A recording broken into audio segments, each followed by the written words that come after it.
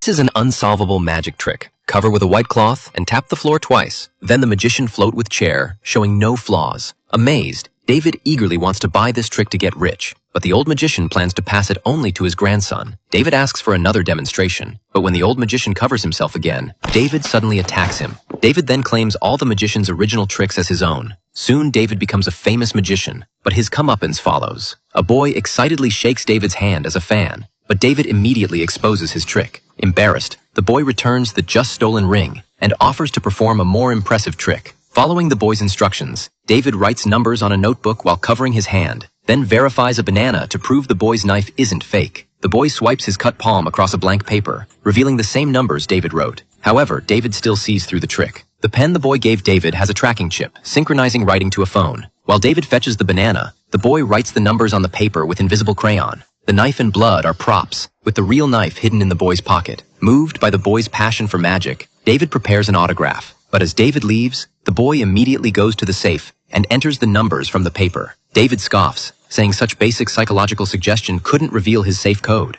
With his plan exposed, the boy directly asks if David murdered his grandfather to steal the levitation trick. David denies it and refuses to show the safe. Before leaving, the boy angrily states there are other ways to send David to prison. David panics. To destroy evidence, he turns off all cameras and burns the stolen magic notebook from the safe. The next day, David learns of his wife's death, with police suspecting him. About to provide an alibi, David remembers turning off the cameras. After searching the house, police ask to check David's safe. As David enters the code, he suddenly guesses a terrifying truth. The boy had swapped his ring, installing a tracking chip that captured the safe code when David opened it yesterday. David left fingerprints on the boy's knife when he took it, and that knife was used to kill David's wife. Now it lies in David's safe, clearly planted by the boy last night. This is the ultimate magic trick the boy showed David, and also a perfect revenge.